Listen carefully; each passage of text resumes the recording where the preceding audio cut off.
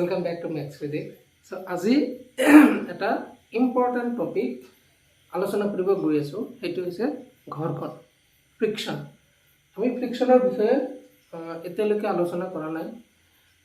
অলপ চলপ আমি ক্লাছ 9 বা 10ত অলপ চলপ আমি পাইছিলোঁ, কিন্তু এইবিলাক এতিয়া একো মনত নাই না আছে। তো নতুন টপিক ফ্ৰিকশ্যন। আমি ইয়াত থিয়ৰিখিনিতো শিকিমে, লগতে ইয়াৰ প্ৰব্লেম দুটা এটা প্ৰব্লেম আমি ইয়াতে কৰিম। আচ্ছা, মেইনলি হৈছে কনচেপ্ট। তুমি যদি কনচেপ্টটো ভালকৈ ধৰিব পাৰা তেতিয়াহ'লে ফ্ৰিকশ্যনটো বহুত ইজি। আৰু ইয়াতে আমি দুই ধৰণৰ ফ্ৰিকশ্যন পাওঁ, কাইনেটিক ফ্ৰিকশ্যন আৰু ষ্টেটিক ফ্ৰিকশ্যন, গতি ঘৰ্ষণ, স্থিতি ঘৰ্ষণ। তো এটা এটাকৈ আলোচনা কৰিম। আৰু ফ্ৰিকশ্যনত কোনো প্ৰব্লেম তোমাৰ নাথাকে, এইটো গেৰাণ্টি মই। বুজি পাইছানে? তো ভিডিঅ' লাষ্টলৈ লিখিছোঁ। আজি এটা ঘৰখনৰ বিষয়ে হ'ব, কোনটো চোৱা। আচ্ছা, ঘৰখন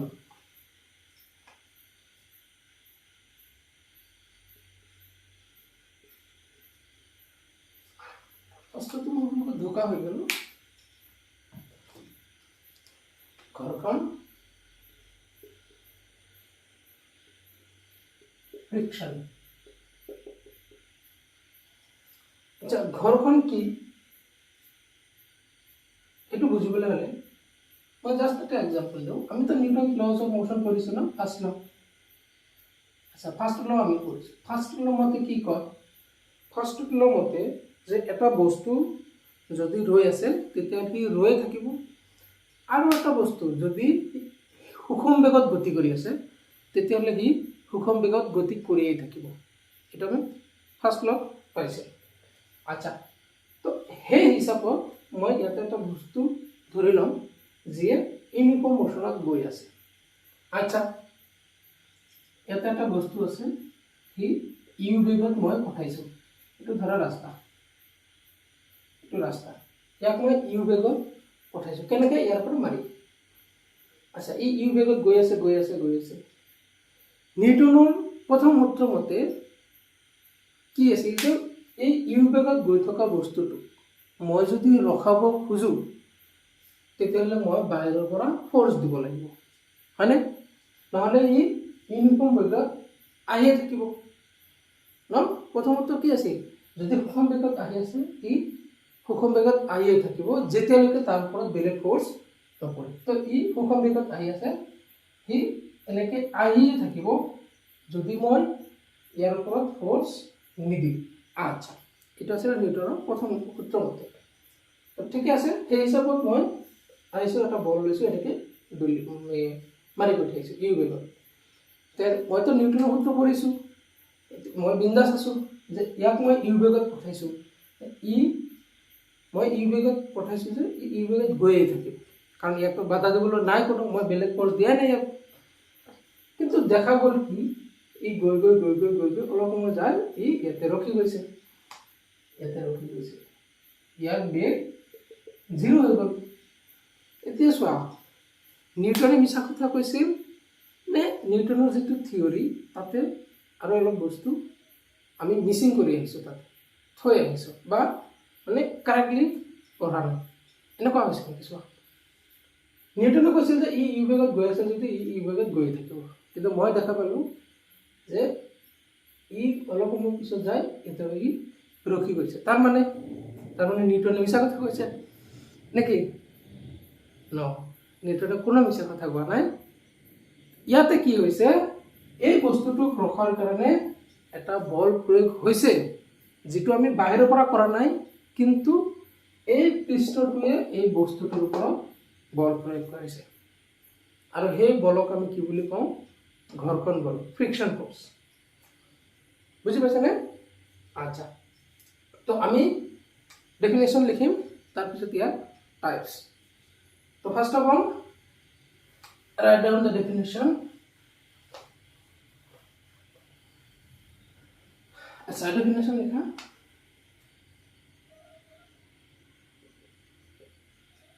পৰস্পৰ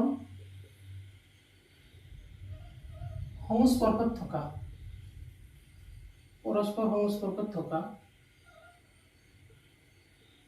দুখন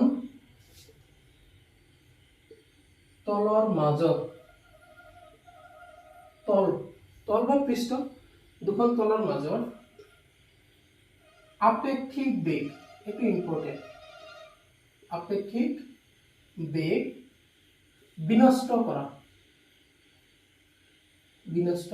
বিনষ্ট মানে নষ্ট কৰা, বিনষ্ট কৰা বা বিনষ্ট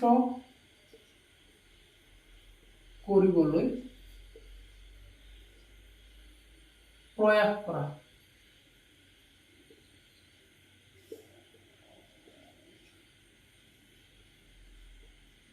প্ৰয়োগ কৰা বলক ঘৰ্ষণ বল বোলে।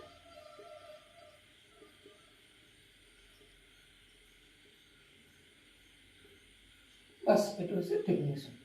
পৰস্পৰ সংস্পৰ্শত থকা দুখন তলৰ মাজত আপেক্ষিক বেগ বিনষ্ট কৰা বা বিনষ্ট কৰিবলৈ প্ৰয়াস কৰা মানে চেষ্টা কৰা বলক ঘৰ্ষণ বল বোলে। চাবা ইয়াতে এইটো হৈছে ইম্পৰ্টেণ্ট কাম, আপেক্ষিক বেগ। এতিয়া আপেক্ষিক বেগ কি এইটো যদি নাজানা তেতিয়াহ'লে অলপ প্ৰব্লেম হ'ব। আপেক্ষিক বেগ কি ডেছক্ৰিপশ্যনত যোৱা, নহ'লে চাৰ্চ কৰা ৰিলেটিভ ভেল'চিটি বাই মেক্স ফিজিক্স। আচ্ছা, আপেক্ষিক বেগ বিনষ্ট কৰা বা বিনষ্ট কৰিবলৈ চেষ্টা কৰা বলক আমি কি বুলি কওঁ? ঘৰ্ষণ বল। আচ্ছা চাবা, আপেক্ষিক বেগ মানে কি আছিলে? আপেক্ষিক বেগ মানে এজনৰ সাপেক্ষে আনজনে গতি কৰা দেখা পাব লাগিব, তেতিয়া আমি কি ক'ম? আপেক্ষিক বেগ। আচ্ছা, বেগ বিনষ্ট নকৰে, বেগ বিনষ্ট নকৰে বা বিনষ্ট কৰিবলৈ ট্ৰাই নকৰে, কি কৰে? আপেক্ষিক বেগ বিনষ্ট কৰে। চাবা, মোৰ ইয়াতে দুখন প্লেট আছে, এইটো 1 নম্বৰ, এইটো 2 নম্বৰ। 1 নম্বৰ দুয়োটা এইফালে গতি কৰি আছে, দুয়োটা এইফালে ইও গতি কৰি আছে, ইও গতি কৰি আছে, কিমান সমান বেগেৰে গতি কৰি আছে। আচ্ছা, তেতিয়াহ'লে এই পৃষ্ঠৰ গতি বাধা নিদিয়ে। কিয় বাধা নিদিয়ে? কাৰণ ইয়াৰ সাপেক্ষে ই গতি কৰাই নাই। বুজি পাইছেনে? দুয়োটা যদি সমান বেগেৰে যায় তেতিয়াহ'লে ইয়াৰ সাপেক্ষে ই গতি কৰাই নাই, তো ই ইয়াক সেইকাৰণে বাধা নিদিয়ে। কিন্তু যদি ইয়াৰ বেগ কম বা ইয়াৰ বেগ বেছি তেতিয়াহ'লে ই ইয়াক বাধা দিব, বা ইয়াৰ বেগ বেছি ইয়াতকৈ, তেতিয়াহ'লে 2 নম্বৰটো 1 নম্বৰটোৰ ওপৰত বাধা দিব। আচ্ছা, বাধা খালি 1 নম্বৰটো 2 নম্বৰটোৰ ওপৰত যে দিব এনেকুৱা নহয়, ই আকৌ ইয়াৰ ওপৰতো দিব। মই ইয়াতে ধৰি লৈছোঁ, ইয়াতে এটা বক্স আছে, চাবা, এই বক্সটো যদি এইফালে মই মোশন কৰাওঁ, গতি কৰাওঁ, তেতিয়াহ'লে এই পৃষ্ঠটোৱে এই বক্সটোৰ ওপৰত এটা ফ'ৰ্চ এপ্লাই কৰিব কোনফালে? আচ্ছা, আপেক্ষিক বেগ বিনষ্ট কৰা। চাবা, এই কথাটো আৰু অলপ ভালকৈ চোৱা। পৃষ্ঠটোৱে কি ভাবিব যে বক্সটো এইফালে গৈ আছে, তো পৃষ্ঠটোৱে কি কৰিব? এইফালে যোৱাত সি বাধা দিব। বাধা দিব মানে কি? সি উল্টা ফালে বল প্ৰয়োগ কৰিব। এই উল্টা ফালে যে বল প্ৰয়োগ কৰিব সেইটো হৈছে ফ্ৰিকশ্যন। বুজি পাইছেনে? এতিয়া বক্সটো যদি এইফালে গতি কৰে, পৃষ্ঠটোৱে ক'ব যে নাই, এইটোও হ'ব নিদিওঁ, পৃষ্ঠটোৱে এইবাৰ ফ্ৰিকশ্যন ফ'ৰ্চ ঘৰ্ষণ বল এইফালে লগাব। তেতিয়া মুঠতে গতি হ'বলৈ নিদিয়ে। বুজি পাইছেনে? গতি হ'বলৈ নিদিয়ে। আচ্ছা, তো মই ধৰি লৈছোঁ এই বক্সটো এইটো ডাইৰেকশ্যনত গৈ আছে, ইউ ভেল'চিটি। তো বক্সটোৰ ওপৰত পৃষ্ঠটোৱে আপেক্ষিক ইয়াৰ ওপৰত এটা ফ্ৰিকশ্যন ফ'ৰ্চ লগাব, ঘৰ্ষণ বল লগাব, কাৰণ ইয়াৰ বেগ বিনষ্ট কৰিব ট্ৰাই কৰিব। তো এইফালে হ'ব এটা friction force F R, friction force. আচ্ছা চোৱা, এই ফ্ৰিকশ্যন ফ'ৰ্চটো কোনে লগাইছে? পৃষ্ঠটোৱে বক্সটোৰ ওপৰত লগাইছে। আচ্ছা, নিউটনৰ থাৰ্ড ল মতে কি? Every action has N equal and opposite reaction. তো বক্সটোৱে এই পৃষ্ঠৰ ওপৰত এটা ফ্ৰিকশ্যন ফ'ৰ্চ লগাব এইফালে, এইটো আৰু এইটো ক্ৰিয়া আৰু প্ৰতিক্ৰিয়া যুগ্ম হ'ব, এইটো আৰু এইটো একশ্যন ৰিয়েকশ্যন পেয়াৰ হ'ব। বুজি পাইছানে? এতিয়া বহুতে ভাবি আছা যে ছাৰ এইফালে ফ্ৰিকশ্যন আছে, এইফালে ফ্ৰিকশ্যন আছে, তো এইটো নিউট্ৰেল হ'ব লাগিছিল, ইয়াকো গতি কিয় কৰিম, কেনেকৈ কৰিম, হয়নে? নে এনেকৈ ভাবিছা? চোৱা, এই বক্সটোৰ ওপৰত এইটো ফ'ৰ্চ লাগিছে, এই ফ'ৰ্চটো এই বক্সৰ ওপৰত লগা নাই নহয়, এইটো ফ'ৰ্চ লাগিছে পৃষ্ঠৰ ওপৰত, তো নিউট্ৰেলাইজ কেনেকৈ হ'ব? এটা বস্তুৰ ওপৰত যেতিয়া দুটা বল প্ৰয়োগ হয়, এটা এইফালে এটা এইফালে, আৰু দুয়োটা যদি সমান হয়, এইফালে 10 নিউটন, এইফালে 10 নিউটন, তেতিয়া মোৰ ওপৰত নেট ফ'ৰ্চ 0 হ'ব নহয়। এইফালে ফ্ৰিকশ্যন ফ'ৰ্চ আছে, এইফালে ফ্ৰিকশ্যন ফ'ৰ্চ নাই। এইফালে যিটো ফ্ৰিকশ্যন ফ'ৰ্চ ৰাখিছোঁ, এইটো মইহে ইয়াৰ ওপৰত এপ্লাই কৰিছোঁ, হা? আচ্ছা, তো বেচিকেলি ফ্ৰিকশ্যন ফ'ৰ্চ কেনেকুৱা ফ'ৰ্চ যে ই কি কৰিব, মোশ্যন হোৱাত বাধা দিব, আপেক্ষিক বেগ বিনষ্ট কৰিব। বুজি পাইছানে? আচ্ছা, ডিটেইলছ হ'ব আৰু জাষ্ট ডেফিনেশ্যনটো মই বুজাই দিলোঁ। আপেক্ষিক বেগ, মই আকৌ কথাটো কওঁ, এইটো এটা পৃষ্ঠ, এইটো এটা পৃষ্ঠ, 1 নম্বৰ পৃষ্ঠ, 2 নম্বৰ পৃষ্ঠ।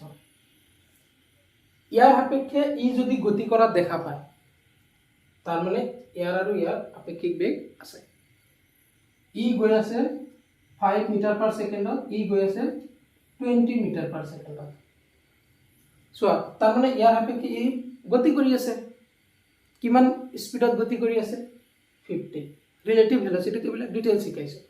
তুমিও বাইক লৈ গৈ আছে 5 মিটাৰ পাৰ ছেকেণ্ডত, ই বাইক লৈ গৈ আছে 20 মিটাৰ পাৰ ছেকেণ্ডত, তো ই ইয়াক কেনেকুৱা দেখা পাব, 15 মিটাৰ পাৰ ছেকেণ্ডত যোৱা দেখা পাব, কাৰণ পাছটো নিজে গৈ আছে। আচ্ছা, তো এই পৃষ্ঠটোৱে এই পৃষ্ঠৰ ওপৰত ফ্ৰিকশ্যন ফ'ৰ্চ লগাব উল্টা কৰি, যাতে এই 20 মিটাৰ পাৰ ছেকেণ্ডটো আৰু কমে, এইটো হ'ব ফ্ৰিকশ্যন ফ'ৰ্চ। বাছ, মই কোনটো কৈছোঁ যে ইয়াতে যদি ইও যদি 20 মিটাৰ পাৰ ছেকেণ্ডত যায়, তেতিয়াহ'লে ইয়াৰ সাপেক্ষে ই গতি কৰাই নাই, বা ইয়াৰ সাপেক্ষে ই গতি কৰা নাই। তো যদি এজনৰ সাপেক্ষে আনজন গতি কৰাই নাই, তেতিয়াহ'লে তাতে কোনো ফ্ৰিকশ্যন ফ'ৰ্চ এপ্লাই নহয়। এজন সাপেক্ষে আনটো গতি কৰিব লাগিব, এটা পৃষ্ঠ সাপেক্ষে আনটো পৃষ্ঠ গতি কৰিব লাগিব, তেতিয়াহে ফ্ৰিকশ্যন ফ'ৰ্চ হ'ব। হৈছেনে? আচ্ছা, ঘৰ্ষণ 2 প্ৰকাৰ, ঘৰ্ষণ বল 2 প্ৰকাৰ। নম্বৰ 1, স্থিতি ঘৰ্ষণ, যাক আমি ষ্টেটিক ফ্ৰিকশ্যন বুলি কওঁ।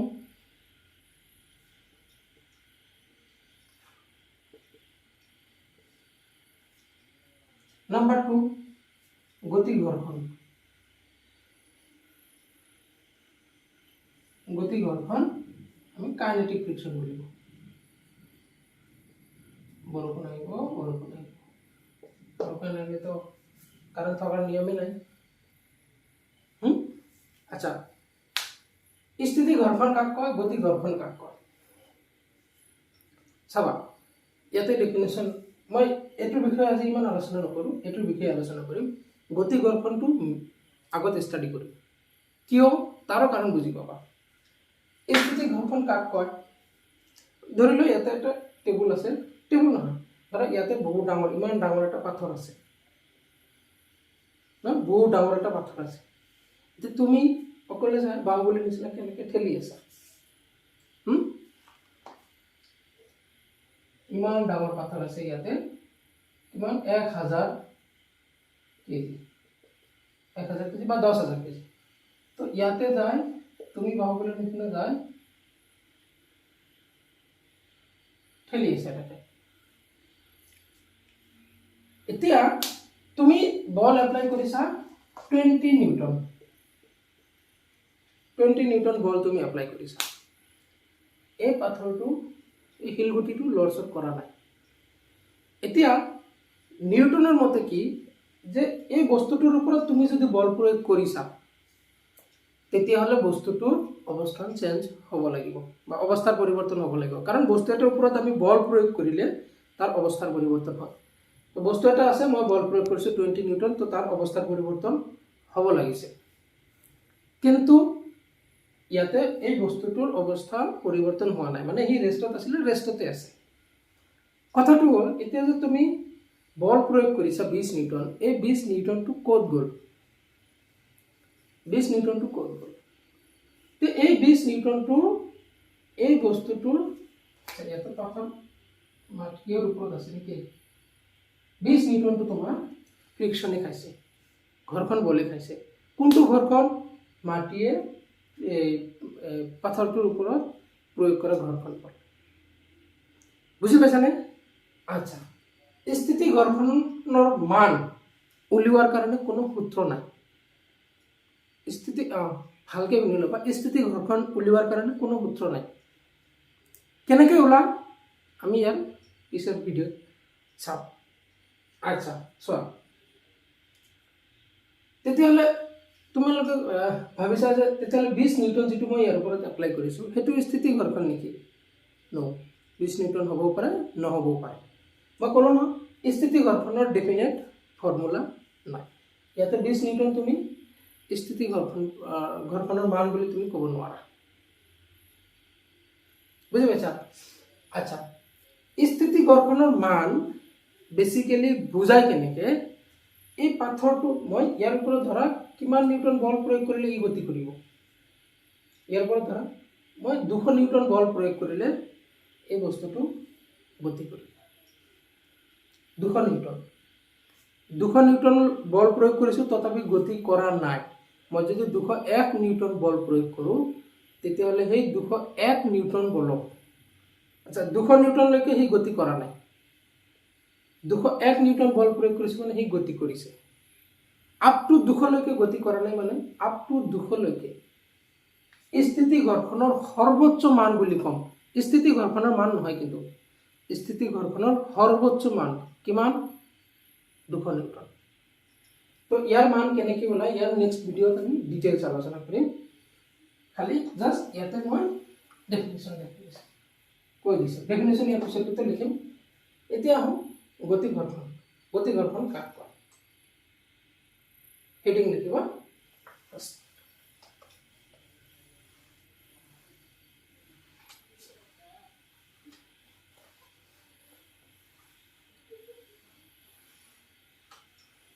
গতি ঘৰ্ষণ কাইনেটিক ফ্ৰিকশন।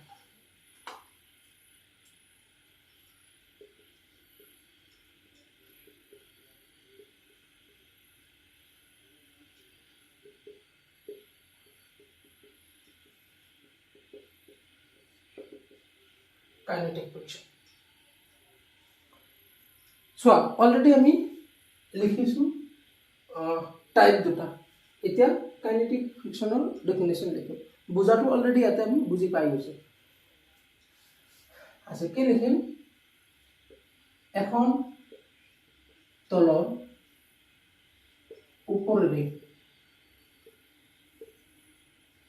গতি কৰা আন এখন তলৰ ওপৰত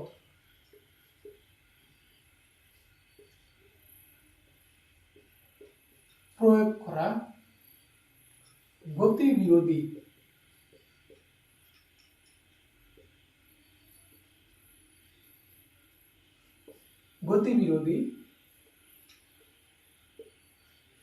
বলক গতি ঘৰ্ষণ বলে। এখন তলৰ ওপৰেদি গতি কৰা আন এখন তলৰ ওপৰত প্ৰয়োগ কৰা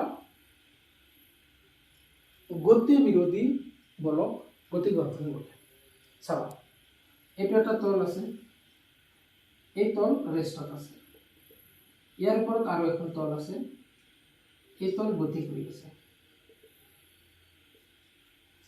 এই তলটোৱে ইয়াৰ ওপৰত এইটো গতি ৰোধ কৰিবলৈ যিটো বল প্ৰয়োগ কৰিব সেইটো হ'ব গতি ঘৰ্ষণ।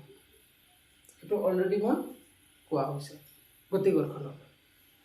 বুজি পাইছানে? আচ্ছা, বা ইয়াক চিম্পলি শৰ্টকাটতো লিখিব পাৰা, নাইবা অৰ হিচাপত লিখা। অৰ বস্তু গতিশীল অৱস্থাত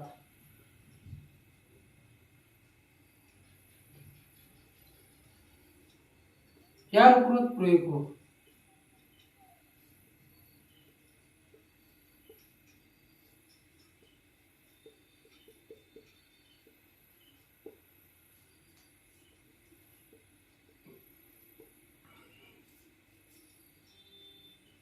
ঘৰখন বলক গতি ঘৰখন বলে।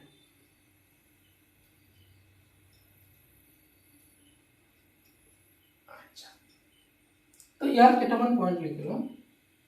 গতি ঘৰখন নাম্বাৰ 1, গতি ঘৰখন বলক আমি এফ কেৰে বুজাম। ইয়াক এফ সাফিক্স কেৰে বুজোৱা হয়।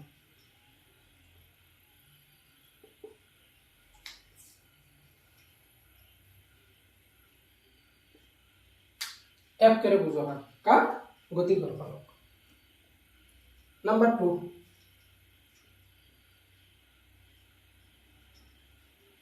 গতি ঘৰখনৰ মান ধ্ৰুৱক। আচ্ছা চাবা, পৃষ্ঠ আছে, ইয়াৰ ওপৰত বক্স এটা গৈ আছে। এতিয়া এই বক্সটোৰ ওপৰত ফ্ৰিকশন ফোৰ্স পৃষ্ঠটোৱে যে লগাব সেইটোৰ মান ফিক্সড। চাহে এই বস্তুটো লাহে গতি কৰক বা স্পীডত গতি কৰক, তাৰ ওপৰত কোনো ধৰণৰ নিৰ্ভৰ নকৰে। বুজি পাইছেনে? এই বস্তুটোৰ এৰিয়া কিমান ডাঙৰ বা পৃষ্ঠৰ লগত কিমান লাগি আছে এইবিলাক কোনো মেটাৰ নকৰে। বুজি পাইছেনে? গতি ঘৰখনৰ মান ধ্ৰুৱক হয়। হৈছেনে? আচ্ছা, নাম্বাৰ 3,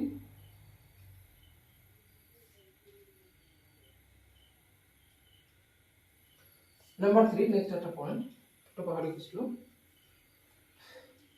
গতি ঘৰখন কেৱল দুখন পৃষ্ঠৰ মাজত আপেক্ষিক বেগ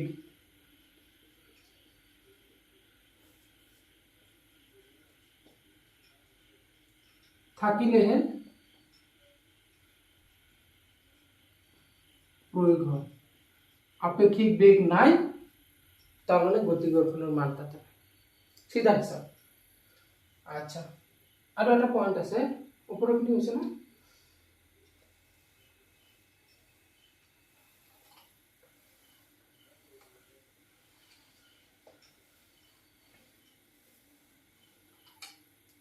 নেক্সট, গতি ঘর্ষণের মান পৃষ্ঠ দুখনৰ মাজত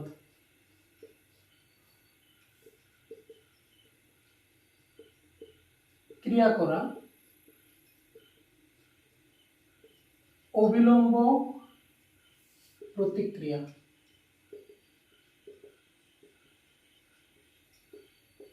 সমানুপাতিক। ইয়াৰ পৰাই ফৰ্মুলা আহিব।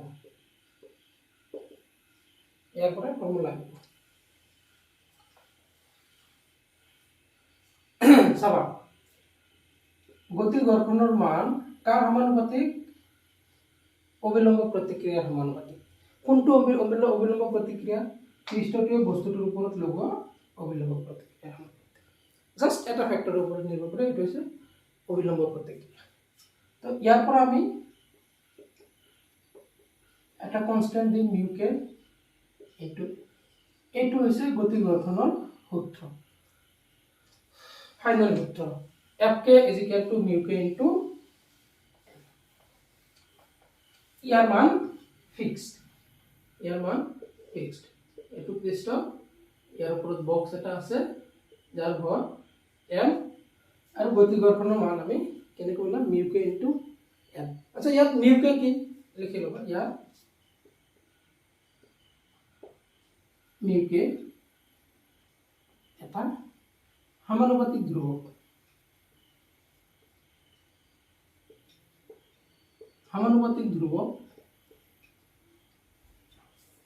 আৰু ইয়াক গতি ঘৰ্ষণ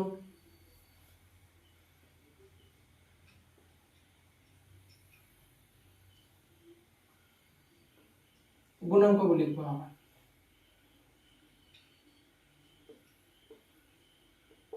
গতি ঘৰ্ষণ গুণাঙ্ক বুলি কোৱা হয়। আচ্ছা, ইয়াৰ মান তুমি কেনেকৈ ওলাবা? এনেকৈ ওলাব পাৰা mu K is equal to F K into N. এতিয়া গতি ঘৰ্ষণ গুণাঙ্ক বুলি যদি কয় ডেফিনেশ্যন সুধে, তুমি ইয়াৰ পৰা বনাই ক'ব পাৰিবা কি যে গতি ঘৰ্ষণ আৰু পৃষ্ঠৰ অবিলম্ব প্ৰতিক্ৰিয়া বলৰ অনুপাতক গতি ঘৰ্ষণ গুণাঙ্ক বুলি কোৱা হয়। এই দুটা ফৰ্চৰ যিটো ৰেচিঅ' সেইটো মিউকে বা গতি ঘৰ্ষণ গুণাঙ্ক বুলি কোৱা হয়। এনেকৈ বনাই লিখিব পাৰিব। আচ্ছা, ই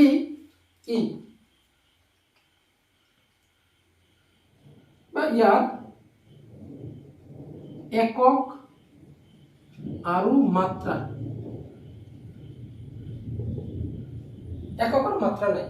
আচ্ছা, একক কিয় নাই চোৱা, এফ কে ওপৰত আহিব নিউটন, এইটো নৰ্মেল ৰিয়েকশ্যন, ইয়াৰতো নিউটন আহিব, নিউটন কেনসেল, তো ইয়াৰ একক নাই। একক যদি নাই, ইয়াৰো mlt টু দি পাৱাৰ -1, ইয়াৰো mlt টু দি পাৱাৰ -1, ইয়াৰ মাত্ৰাও নাই। তো আহিব পাৰে গতি ঘৰ্ষণৰ একক কি বা গতি ঘৰ্ষণৰ মাত্ৰা কি। ইয়াৰ কেনেকুৱা থাকিব কুৱেশ্যনত, ইয়াৰ ভ্যালু এটা সংখ্যা থাকিব, যেনেকুৱা ধৰা mu K is equal to 0.5 এনেকুৱা বা 0.3 এনেকুৱা।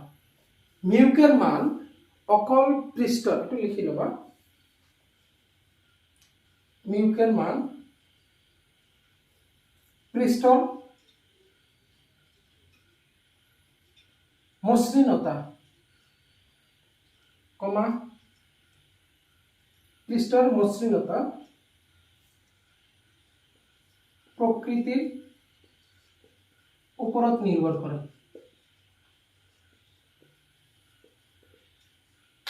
কি বুজাইছে এইটো মসৃণতা আৰু প্ৰকৃতি? তাৰমানে যিটো পৃষ্ঠৰ ওপৰতে বস্তু যাব বা য'ত তুমি থিয়ৰিটো এপ্লাই কৰি আছা, সেই পৃষ্ঠটো কিমান ওপৰা মুখৰা তাৰ ওপৰত নিৰ্ভৰ কৰিব মিউকেৰ মান, বা সেই বস্তুটো কিহেদি বনোৱা হৈছে, পৃষ্ঠটো বা সেই যিটো বস্তু তাৰ ওপৰত গৈ আছে সেই বস্তুটো কিহেদি বনোৱা হৈছে, এই দুটাৰ ওপৰত মিউকেৰ মান নিৰ্ভৰ কৰে।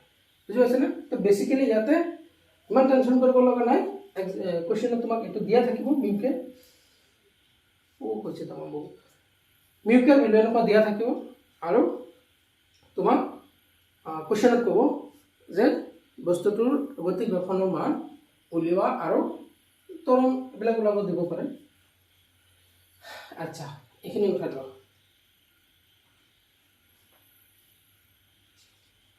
এইখিনি উঠাই লোৱা, এটা কুৱেশ্যন কৰিম। আচ্ছা, থিয়ৰি এইখিনি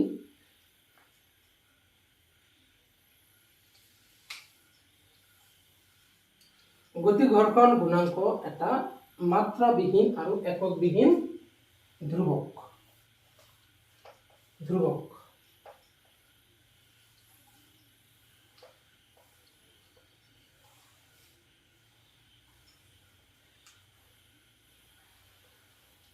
চলো লিখা, কুৱেশ্যন লিখা। চিত্ৰৰ পৰা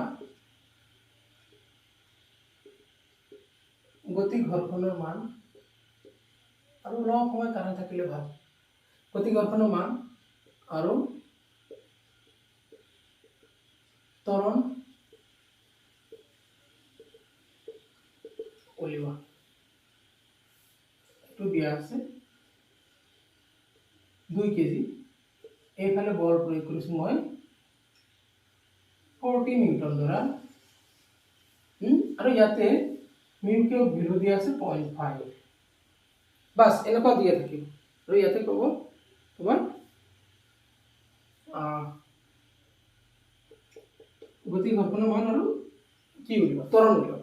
আচ্ছা, ইয়াতে পিকচাৰ দিয়াৰ লগে লগে ইয়াতে তুমি চাবা ঘৰ্ষণ কোনফালে এপ্লাই হ'ব। বস্তু গতি কৰি আছে এইফালে, তো পৃষ্ঠই ঘৰ্ষণ বল লগাব ইয়াৰ বিপৰীত ফালে, তো এইটোতো ফিক্স। ঘৰখন বল এইফালে লাগিব এফ কে বাস সলিউশন লিখা সলিউশন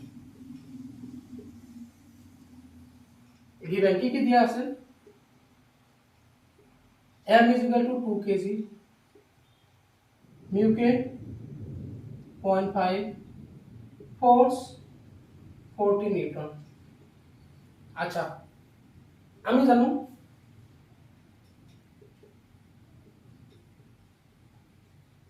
জানো গতি ঘৰ্ষণৰ মান কিমান mu k into n এতিয়া চোৱা mu k ৰ মানটো দিয়া আছে n দিয়া নাই তো n কি এই বস্তুটোৰ ওপৰত প্ৰয়োগ কৰা নৰ্মেল ৰিঅ্যাকচন পৃষ্ঠৰ বস্তুৰ ওপৰত নৰ্মেল ৰিঅ্যাকচন এপ্লাই কৰিছে বস্তুটোৰ ওপৰত আৰু এটা ফোৰ্স আছে mg এতিয়া চোৱা বস্তুটো ওপৰ ফালে যোৱা নাই তল ফালে অহা নাই তাৰ মানে কি n is equal to mg তো ইয়াত আমি mu k n ৰ ঠাইত লিখিম mg তো কিমান mu k ৰ মান হৈছে 0.5 m মান হৈছে 2 g মান হৈছে 10 আচ্ছা তাৰ মানে কিমান 0.5 into 20 to 10 friction force কিমান 10 এইফালে কিমান ফোর্স আছে 10 নিউটন এতিয়া চোৱা পৃষ্ঠটোৱে এই বস্তুটোৰ ওপৰত ঘৰ্ষণ বল কিমান লগাইছে 10 নিউটন মোৰ এইফালে ফোৰ্স কিমান আছে 40 নিউটন বস্তুটো গতি কৰিব কিমান ফোৰ্সত এইটো কোৱা এতিয়া এই বস্তুটো যে গতি কৰিব কিমান ফোৰ্সত গতি কৰিব এখানে হৈছে না গতি ঘৰ্ষণৰ মান ওলাইছে এটাকে বস্তুটোৰ ত্বৰণ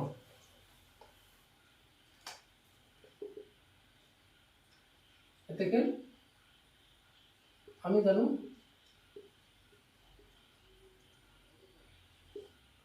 F net চোৱা এটা বস্তু এইফালে প্ৰয়োগ কৰিছে 40 নিউটন এইফালে প্ৰয়োগ কৰিছে 10 নিউটন বস্তু যাব কোনফালে obviously এইফালে বস্তু যাব ঠিকে আছে এটো আমি জানো কিমান বলেৰে যাব 30 কাৰণ 10 তো নিউট্ৰেলাইজ কৰিছে তো এইফালে হ'ব 30 এই বস্তুটোৰ ওপৰত নেট ফোৰ্স কিমান এটোৰ ওপৰত নেট ফোর্স কিমান এটো হৈছে এটা এটো হৈছে এটা তো এটো হ'ব আমাৰ পজিটিভ কিয় পজিটিভ কাৰণ বস্তু যিফালে গতি কৰিছে সেইটো আমি পজিটিভ লম আচ্ছা তো F নেটৰ মান কিমান হ'ব 40 10 is equal to ma 40 কিয় পজিটিভ লৈছো কাৰণ বস্তুটোৰ মোশন এটো ডাইৰেকশনত হৈছে আচ্ছা তো 30 is equal to m মানে কিমান 2a তো a is equal to 15 meter per second square a is equal to 15 meter per second square তো বস্তুটোৰ ত্বৰণ কিমান আহিল 15 meter per second square বুজি পাইছানে চোৱা গতি ঘৰ্ষণৰ মান উলিওৱাটো একদম ইজি মিউকেৰ মান দিয়াই থাকে তাতে খালি n is equal to mg put কৰিব লাগে বাস এখন আচ্ছা এবাৰ বেলেগ এটা অংক দিও যত ফোৰ্সটো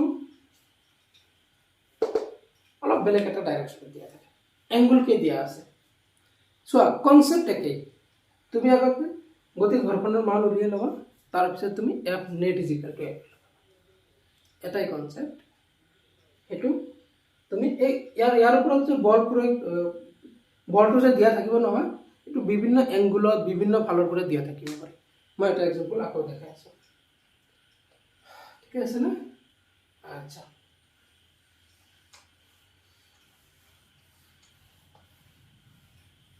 same question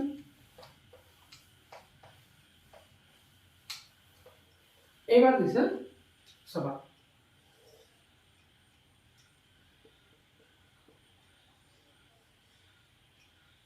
ধৰা 4 কেজি বস্তু এইফালে বল প্ৰয়োগ কৰিছে 60 নিউটন কেনেকুৱা হিচাপত বল প্ৰয়োগ কৰিছে ইয়াতে 30 ডিগ্ৰী কোণ কৰি ভূমিৰ লগত 30 ডিগ্ৰী কোণ কৰি আচ্ছা এতিয়া চোৱা কথাটো এইফালৰ পৰা যদি বস্তু এটা টানে বাস্তৱ জগতৰ লগত মিলাই চোৱা তোমালোকে মিলাই চোৱা তুমি যদি এই বক্সটো এইফালে টানা বক্সটো এইফালে যাব না এইফালে যাব তো বক্সটো গতি কৰিব এইটো ডাইৰেকশনত obviously কথাটো হ'ল এইটো ডাইৰেকশ্যন কিমান ফ'ৰ্চ এপ্লাই হ'ব এইটোতো আমি ইয়াৰ পৰাহে ওলাব লাগিব ইয়াৰ পৰা কেনেকৈ ওলাবা এই যেটো বল দিয়া আছে 60 নিউটন তাক দুটা পাৰ্টত ভাগ কৰা না এইফালে কিমান যাব এইফালে যাব 60 cos 30 ডিগ্ৰী আৰু এটা যাব ওপৰ ফালে 60 sin 30 ডিগ্ৰী আচ্ছা তাৰ মানে এই বস্তুটো এই যেটো ফোৰ্স দি আছে এই ফোৰ্সটো ভাঙি মই দুটা বনাইছো এটা ইফালে এটা ওপৰ ফালে তো এটো মোৰ কাম নাই এতিয়া বেছিলি মই মুছি দিব পাৰো আৰু এই বস্তুটোৰ ওপৰত কি ফোৰ্স আছে এটো আছে m তাৰ ফালে আছে mg সোয়া এই বস্তুটোৰ ওপৰত এইকেইটা বল অলৰেডি দিয়া আছে বস্তু গতি কৰিব এইফালে আচ্ছা এই বস্তুটো ইয়ে ঘৰখন এপ্লাই কৰিব না নাই ঘৰখন কোনফালে এপ্লাই কৰিব এটো আচ্ছা নিউকে দিয়া আছে 0.5 বা 0.2 দিয়া আছে ধৰা 0.2 এবার গতির ঘর্ষণ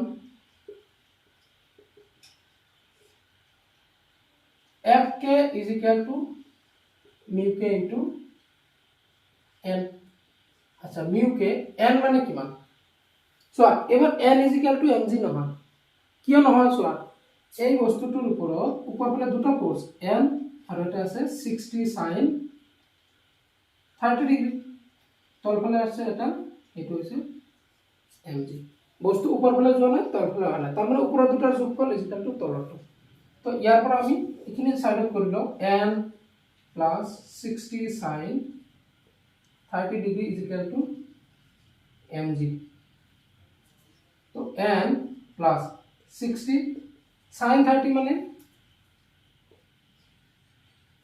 half is equal to mg तो n is equal to mg এটো কিমান হ'ব minus 30 तो n ৰ ঠাইত আমি বহাম mg minus 30 तो mu k m মানে কিমান m মানে আছে 4 into 10 minus 30 तो mu k into 14 plus 30 মানে 10 mu k কিমান 0.2 into 10 तो 2 into 10 divided by